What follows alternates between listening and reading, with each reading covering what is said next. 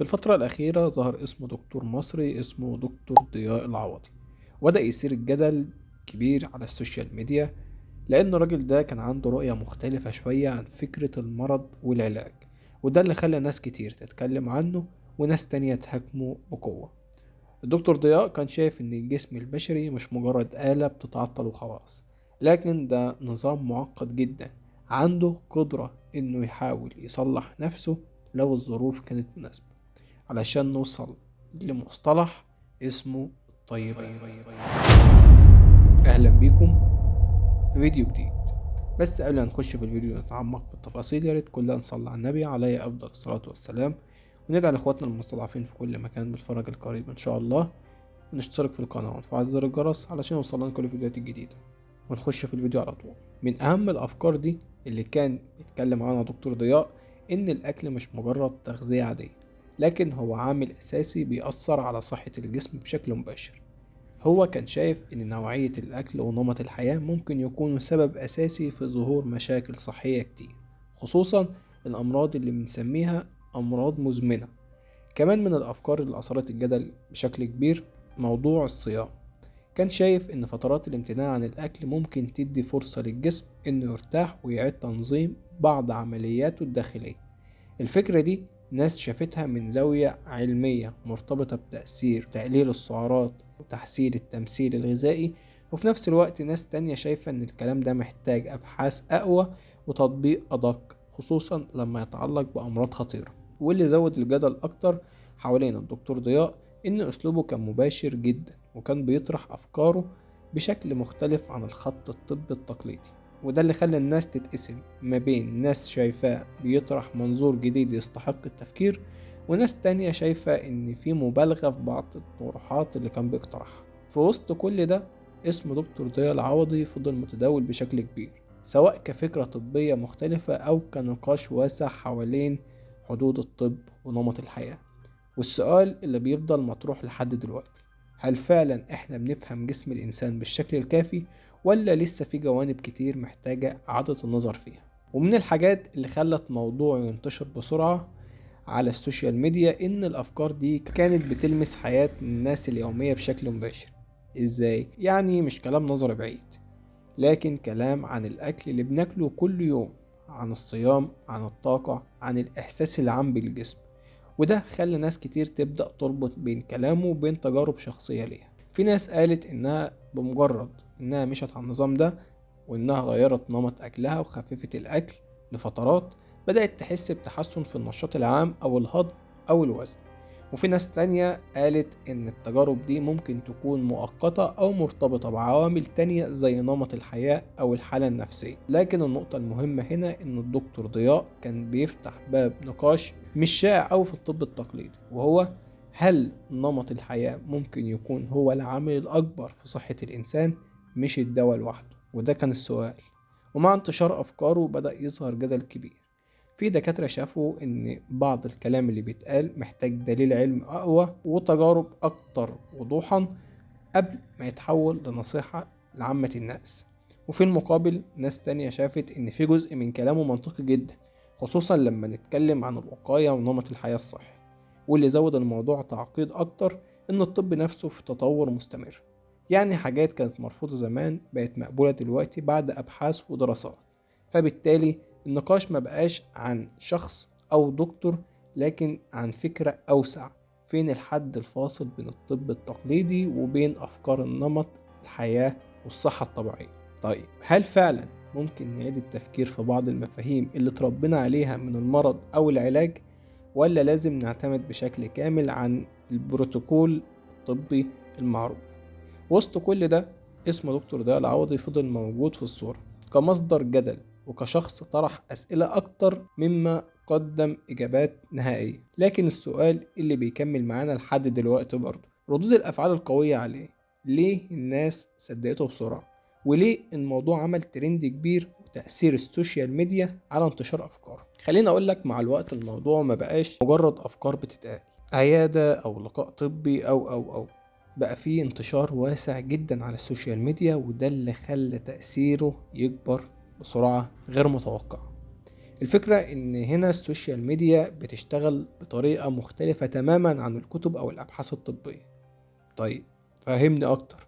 اقول لك الفكرة ببساطة، لو اتقالت بشكل مؤثر او مباشر ممكن تتحول في وقت قصير لترند ضخم، وده اللي حصل مع افكار الدكتور ضياء العوضي. ناس بدأت انها تتداول مقاطع ليه زي جمل قصيرة أو اقتباسات عن الأكل أو الصيام أو الجسم، وبدأت كل فئة تفهم الكلام بطريقتها الخاصة. يعني مثلا عندك فئة شافت إن ده كلام تحفيزي لنمط حياة صحي، وفئة تانية اعتبرته كلام بره المفاهيم الطبية التقليدية اللي احنا نعرفها. المثير هنا إن نفس الكلام كان بيتم تفسيره بأكتر من شكل، وده اللي خلى الجدل يزيد بدل ما يقل. الفكرة نفسها بتكبر أكتر من الشخص اللي قالها. يعني ايه؟ يعني الناس ما بقتش بس بتتكلم عن دكتور معين، لكن بقت بتتكلم عن مفهوم كامل. هل نمط الحياة ممكن يكون هو الأساس من الصحة؟ ومع انتشار ده طبيعي جدا إنه يحصل تضارب في الآراء. في اللي شايف إن الكلام ده بيفتح عين الناس على حاجات مهمة في حياتهم اليومية، وفي اللي شايف إن التعميم في الأمور الطبية ممكن يكون خطير لو اتفهم غلط. لكن اللي واضح إن النقاش نفسه بقى أكبر من مجرد رأي شخص، بقى نقاش عن طريقة تفكير كاملة في الصحة والمرض. وده بيخلي أي موضوع من النوع ده ما يفضلش ثابت عند نقطة معينة، لأنه دايما بيتوسع مع كل نقاش جديد وكل رأي مختلف. ومن أهم الحاجات اللي لازم نفهمها في النوع ده من النقاشات إن تأثيرها ما يقفش عند المتخصصين أو الدكاترة، لكن بيوصل بشكل مباشر جدا للناس العادية. يعني شخص ممكن يسمع فكرة عن الصيام أو تغيير الأكل ويبدأ يطبقها فورا من غير ما يكون عنده خلفية طبية كافية. وده اللي بيخلي انتشار الأفكار السريعة على السوشيال ميديا ليه تأثير مزدوج.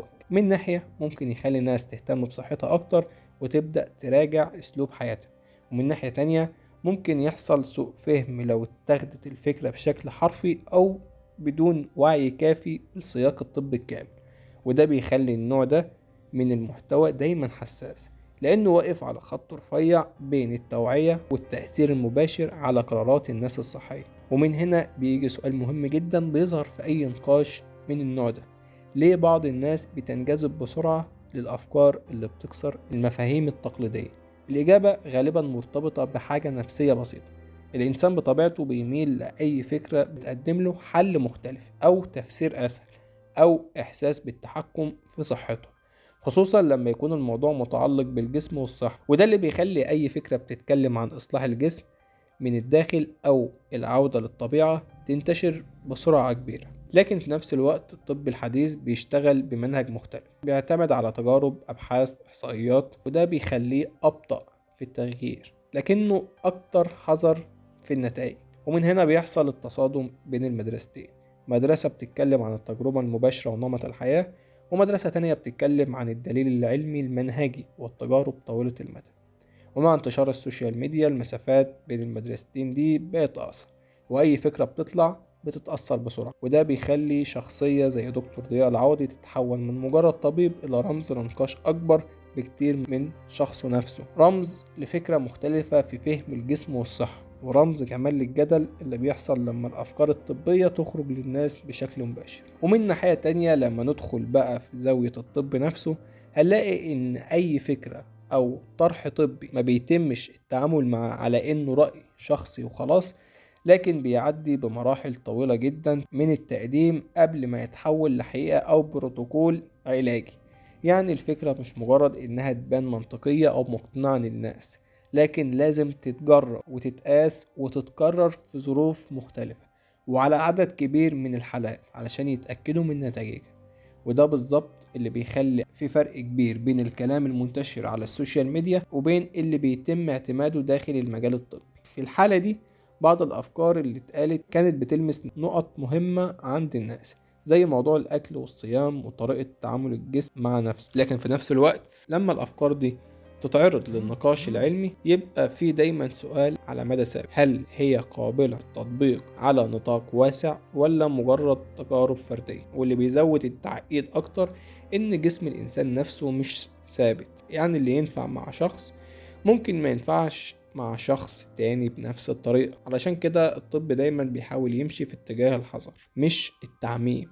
لكن على الجانب الآخر في ناس شايفة إن أحيانا بيخلي الطب التقليدي أبطأ في تقبل بعض الأفكار الجديدة المتعلقة بنمط الحياة والتغذية. وده بيخلق منطقة وسط فيها جدل مستمر بين اللي شايف إن التجربة الشخصية والنمط الحياتي له قيمة كبيرة، وبين اللي شايف إن بدون دليل علمي قوي مفيش اعتماد نهائي على أي فكرة كعلاج.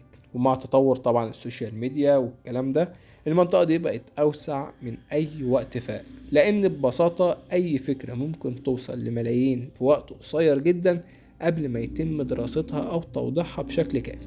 وده بيخلي المسؤولية على اللي بيقدم المعلومة دي كبيرة جدا، سواء المعلومة دي بقى كانت صح أو كانت غلط.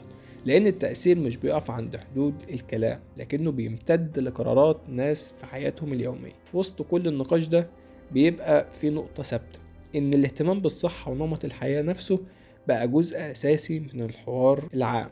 سواء اتفقنا أو اختلفنا في الرأي، الموضوع في النهاية فتح باب للحديث عن العلاقة بين الإنسان وجسمه، وبين الطب ونمط الحياة، وبين العلم والتجربة.